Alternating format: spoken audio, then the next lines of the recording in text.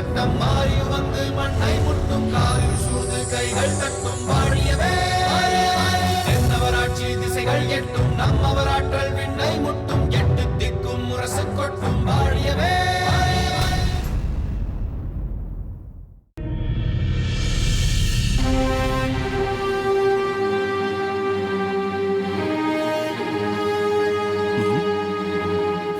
மாமன்னருக்கு இந்த எளிய புலவனின் பணிவான வணக்கம். வாருங்கள் புலவரே. மாமன்னரை வணங்குகிறேன். வா செழியா, இருவரும் இப்படி அமருங்கள். என்ன செழியா, மணிமாறன் உங்களுடன் வரவில்லையா? சோழ நாட்டிலிருந்து எங்களுடன் தான் வந்தார். இங்கு வந்ததும் தன்னுடைய இல்லத்திற்கு சென்று வருவதாக கூறி சென்று விட்டார். புலவர் உருத்திருங்கண்ணனாரே, தாங்கள் எப்படி இருக்கிறீர்கள்? நலமாக இருக்கின்றேன் மன்னா. தங்களை நான் சந்தித்து வெகு நாட்களாகிவிட்டதே. தாங்கள் எங்கள் நாட்டிற்கு விஜயம் புரிவீர்கள் என்று நான் சற்றும் எதிர்பார்க்கவில்லை. தாங்கள் இங்கு வந்தது எனக்கு மிகவும் மகிழ்ச்சி அளிக்கிறது. எனக்கும் பாண்டிய நாட்டிற்கு வந்தது மகிழ்ச்சியை அளிக்கின்றது மன்னவா. செழியனுடன் நான் இங்கு வந்ததின் முக்கிய நோக்கமே தங்களுடன் சேர மன்னரை பற்றிய எனக்கு தெரிய வந்த சில முக்கிய செய்திகளை தங்களுடன் பகிர்ந்து கொள்ள வேண்டும் என்பதற்காகத்தான். ஆம் மன்னவா, சேர மன்னருக்கு நம் பாண்டிய நாட்டை பற்றியும் பாண்டிய மன்னராகிய தங்களை பற்றியும் தப்பான அபிப்பிராயம் இருக்கின்றது. அப்படி ஒரு தப்பான அபிப்பிராயத்தை அவரிடம் யார் பரப்பிவிட்டார்கள் என்பதை நான் ஓரளவு யூகித்து விட்டேன். ஆனால் வலுவான ஆதாரங்கள் இல்லாததால் நான் அமைதியாகிவிட்டேன். என்ன சொல்கின்றாய் செழியா? சேர மன்னருக்கு என் மீது தப்பான அபிப்பிராயம் இருக்கின்றதா? அவருக்கு எதனால் அப்படி ஒரு எண்ணம் ஏற்பட்டுள்ளது? மன்னவா, பாண்டிய நாட்டிலிருந்து எதிர்ப்பு கிளம்பியதால் தான் தன் மகளை கிள்ளிவளவன் திருமணம் செய்து கொள்ள ஏற்றுக்கொள்ளவில்லை என்று சேர மன்னன் நம்பிக்கொண்டிருக்கிறார். என்னது? நீங்கள் சொல்வது எனக்கு ஆச்சரியத்தை அளிக்கிறது. நாங்கள் எதற்காக எதிர்ப்பு தெரிவிக்க வேண்டும்? எதற்காக எங்கள் மீது இப்படி ஒரு வீண் பழி? அதுதான் புரியவில்லை மன்னவா. சோழ நாடும் பாண்டிய நாடும் முதலில் நட்பு நாடுகளாகியது. அந்த நட்பு நாளடைவில் வலுப்பெற்று திருமண பந்தத்தின் மூலம் சோழ நாடும் பாண்டிய நாடும் இன்று சம்பந்தி நாடுகளாகிவிட்டது. அதேபோல் சேர நாடும் சோழ நாடும் நட்பு நாடுகளாக வேண்டும். திருமண பந்தத்தின் மூலம் அது வலுப்பெற வேண்டும் என்று சேர மன்னர் விரும்பினார். அதற்காகத்தான் தன் மகள் பரிவர்த்தினியை கிள்ளிவளவனுக்கு மணம் முடிக்க ஆசைப்பட்டார். அதன் பொருட்டுத்தான் அவர் சோழ நாட்டிற்குள்ளும் வந்தார். ஆனால் சோழ நாட்டிற்குள் அவர் நினைத்து வந்தது வேறு, நடந்தது வேறு. தனது எதிரியான அழுந்தூர் வேளாளர் விஜயபூபதியை சோழ மன்னர் ஆதரவு தந்து அவர் அருகிலேயே வைத்திருந்தது சேர மன்னருக்கு பிடிக்கவில்லை. மறைமுகமாகவும் சொல்லி பார்த்தார், நேரடியாகவும் சொல்லி பார்த்தார். ஆனால் சோழ மன்னர் கரிகாலர் மௌனம் சாதித்தது சேர மன்னருக்கு எரிச்சலையும் உண்டாக்கிவிட்டது. சேர மன்னரின் மகளை திருமணம் செய்து கொள்வதில் உண்மையில் கிள்ளிவளவனுக்குத்தான் விருப்பமில்லை.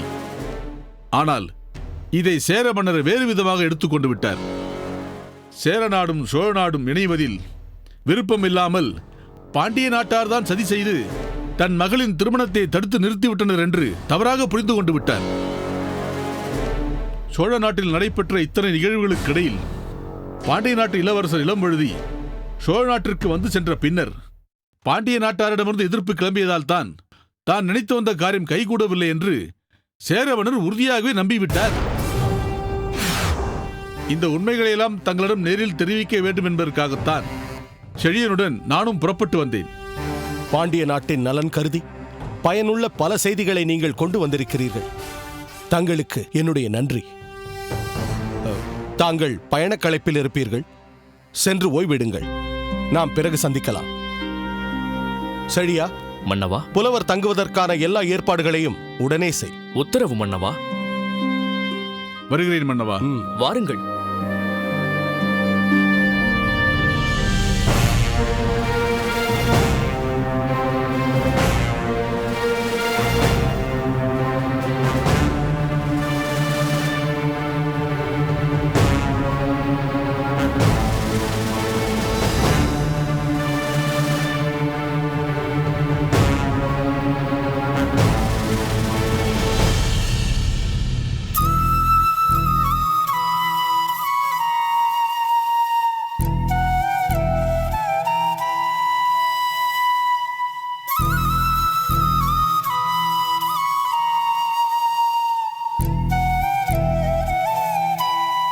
பார்த்திபா, பார்த்திபா, உன்னைத்தான். என்ன நடந்தது பார்த்திபா? ஏன் இப்படி இருக்கிறாய்? எப்படி இருக்கிறேன்? அது உனக்கே புரியவில்லையா? உண்மைதான். மனக்குமுறலோடு புறப்பட்ட நான் எங்கே செல்கிறேன் என்றே புரியாமல் நடந்தேன். தங்களை பார்த்த பிறகுதான் எனக்கே புரிகிறது நான் தங்கள் இல்லத்திற்கு வந்திருக்கிறேன் என்று. வரும்போதே புலவர் பெருமானே என்று உற்சாகமாக குரல் கொடுத்தபடி வரும் நீ, அதற்கு நேர்மாறாக வந்தபோதே ஏதோ நடந்திருக்கிறது என்று நினைத்தேன். சொல், அப்படி என்னதான் நடந்தது? அதை உங்களிடம் சொல்லவே தயக்கமாக இருக்கிறது. நீ சொல்லாமல் போனால் நான் எப்படி அதற்கு தீர்வு காண முடியும்? இது தங்கள் மகளை பற்றி நடந்த பேச்சு. அப்படியானால் அதை முதலில் அறிய வேண்டியவனே நான் தானே. என்ன பேசினார்கள்? யார் பேசினார்கள்? பாண்டிய நாட்டிலிருந்து தானும் ஒரு படைத்தலைவன் என்று சொல்லிக் கொண்டு வந்திருக்கிறானே, மணிமாறன் என்ற ஒருவன். அவன்தான் தங்கள் மகளை பற்றி தவறாக பேசினான். இவ்வளவுதானா? இதற்காகவா இப்படி வருத்தப்படுகிறாய்? அவன் அப்படியெல்லாம் யாரையும் எதுவும் பேசாமல் இருந்தால்தான் ஆச்சரியப்பட வேண்டும். என்ன இப்படி சொல்கிறீர்கள்? மணிமாறனை பற்றி நான் நன்றாக அறிவேன். அவன் சிறிது காலம் சோழ நாட்டிலேயே வாழ்ந்தவன். கிள்ளிவளவனும் மணிமாறனும் நெருக்கமான நண்பர்களாகவே மாறினார்கள்.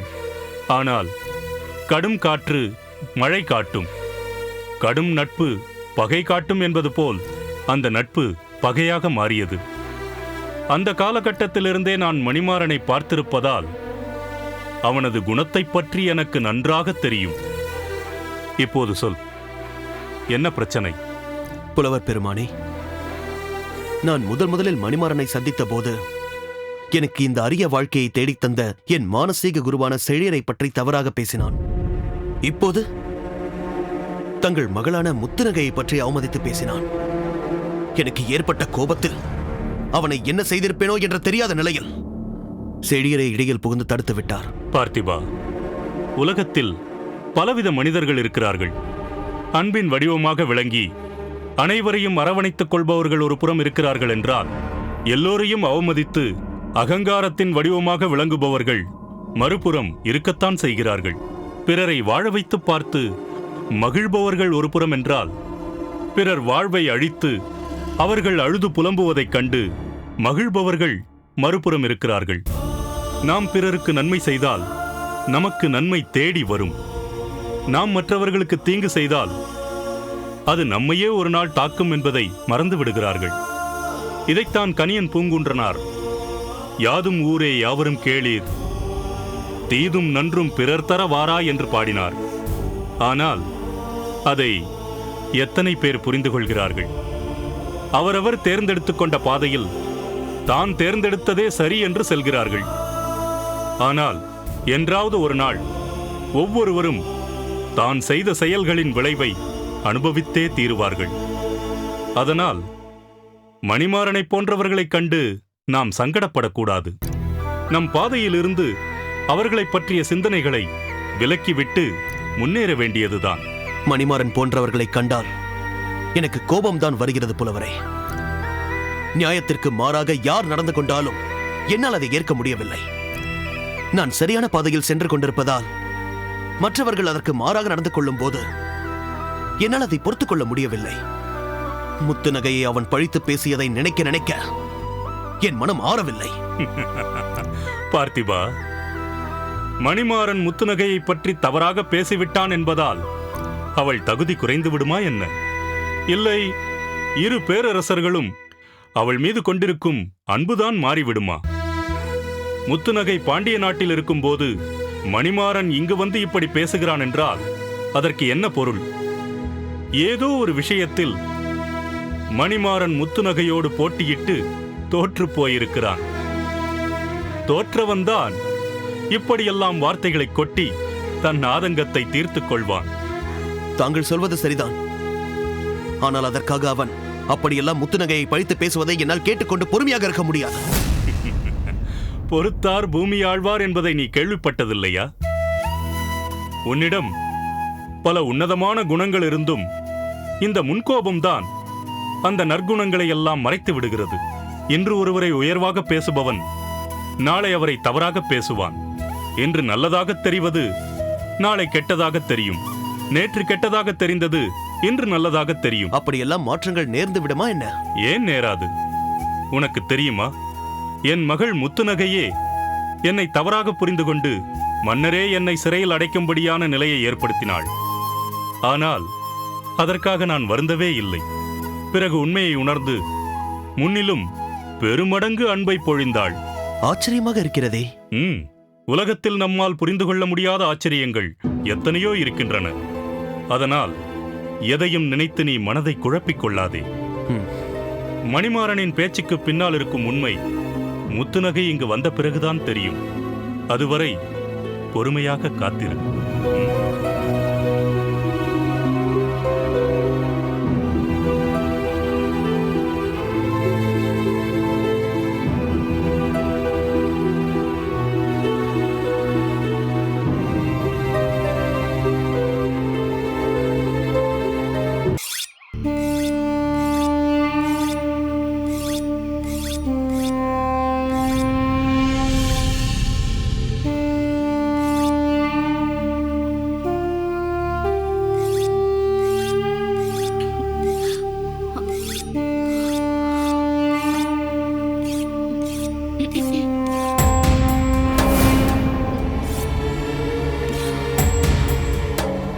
மகேந்திரா,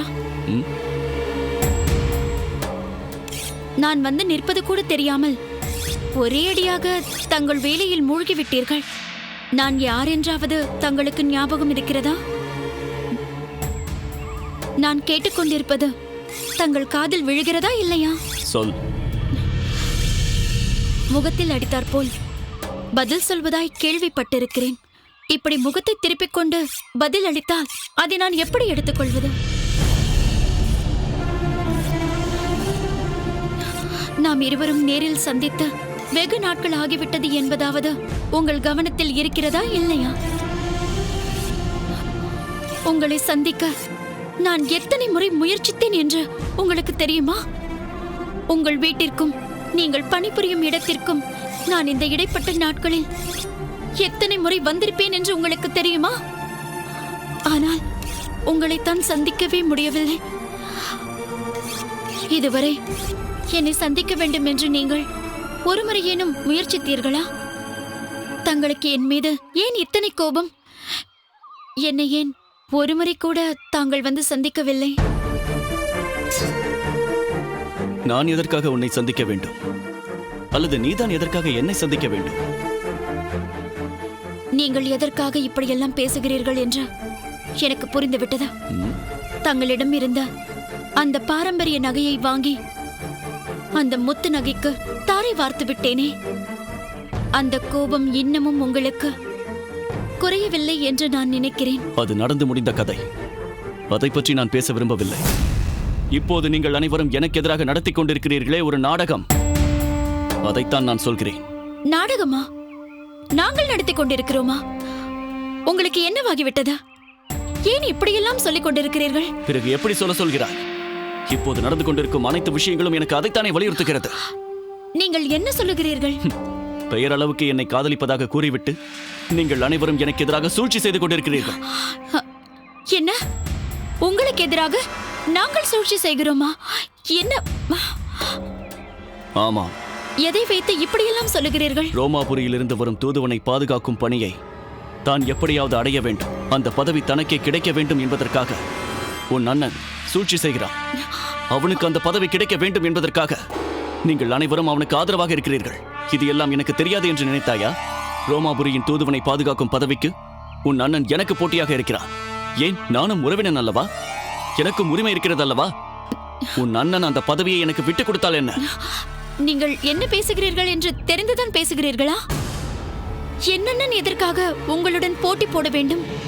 அந்த பதவியை தாங்கள் அடைய நினைத்தால் என்னண்ணன் எதற்காக அதை தடுக்க போகிறார்? அந்த செழியன் தானே நமக்கெல்லாம் முட்டுக்கட்டையாக இருக்கிறவன். அந்த செழியன் பாண்டிய நாட்டிற்கு திரும்பி வந்திருக்கும் இந்த நிலையில் அவனை எப்படி எதிர்கொள்வது என்பது பற்றி யோசிக்காமல்... செழியன் விஷயம் இருக்கட்டும். சொல்ல போனால் அந்த செழியன் எனக்கு போட்டியே கிடையாது. அப்படியே அவன் போட்டியாக இருந்தால் அவனை எப்படி எதிர்கொள்ள வேண்டும் என்று எனக்கு தெரியும். இப்போது எனக்கு போட்டியே உன் அண்ணன் மணிமாறன் தான். அவனை எப்படி எதிர்கொள்ள வேண்டும் என்று எனக்கு தெரியும். அவனை என் பாதையிலிருந்து விலகி போகச் சொல். இல்லை என்றால் இந்த மகேந்திரன் பழைய மகேந்திரனாக மாறிவிடுவான்.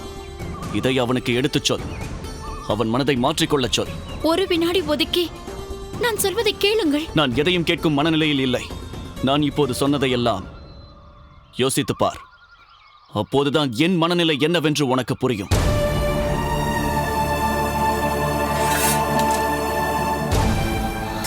மகேந்திரா, நான்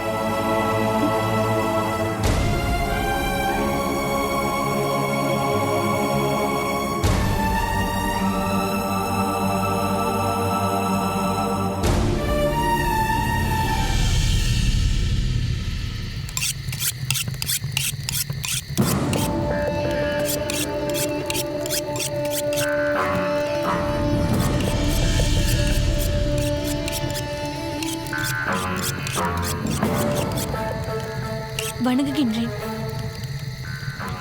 யார் நீ? என் பேர் மரகதவள்ளி. தங்கள் தாயாரின் பாதுகாவலில் இருக்கும் தாமரையின் பணிவிடைக்காகவும் பாதுகாப்பிற்காகவும் அமர்த்தப்பட்ட பணிப்பெண்களில் ஒருவள். தங்களை சந்திப்பதற்காக வந்துள்ளேன். நீ எதற்காக என்னை சந்திக்க வேண்டும்? தாமரைதான் தங்களை சந்திக்கும்படி என்னை இங்கு அனுப்பி வைத்தார். என்ன சொல்கின்றாய்? என்னை சந்தித்து வரும்படி தாமரை சொல்லி அனுப்பினாளா? ஆமாம். என்னால் நம்பவே முடியவில்லையே. அவள் என் மீது கோபமாக இருப்பாள் என்றல்லவா நான் நினைத்துக் கொண்டிருக்கிறேன். அன்று அவளிடம் நான் நடந்து கொண்ட விதம் அவளுக்கு என் மீது எரிச்சலை ஏற்படுத்தி இருக்கும் என்றல்லவா எண்ணிக்கொண்டிருக்கிறேன். அவருக்கு தங்கள் மீது எரிச்சலும் கோபமும் இருந்தால் உங்களை தனிமையில் சந்திக்க அவரையும் ஆசைப்பட வேண்டும். என்ன சொல்கின்றாய்? தாமரை என்னை தனியே சந்திக்க ஆசைப்படுகிறாளா? ஆமாம். அதை தங்களுக்கு தெரியப்படுத்துவதற்காக தான் இப்பொழுது என்னை இங்கு அனுப்பி வைத்தார். சில விஷயங்களை தங்களுடன் மனம் விட்டு பகிர்ந்து கொள்ள வேண்டுமாம். அதை யார் மூலமாகவும் சொல்லி அனுப்ப அவருக்கு விருப்பம் இல்லையாம். தங்களிடம் நேரடியாக பேசி அதை தெளிவுபடுத்தினால்தான் அவருக்கு திருப்தியாக இருக்குமாம். நீ சொல்வதை கேட்கும்போது எனக்கு ஆச்சரியமாக இருக்கின்றது.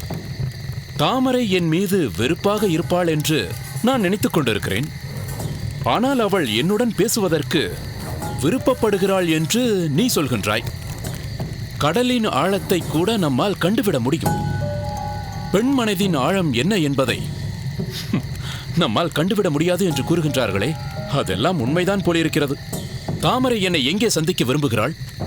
எப்போது சந்திக்க விரும்புகிறாள்? அது பற்றிய விவரம் ஏதேனும் உன்னிடம் சொல்லி அனுப்பினாளா? தான் காவல் வைக்கப்பட்டிருக்கும் காட்டு மாளிகைக்கு தங்களை வர சொல்லியிருக்கிறார்.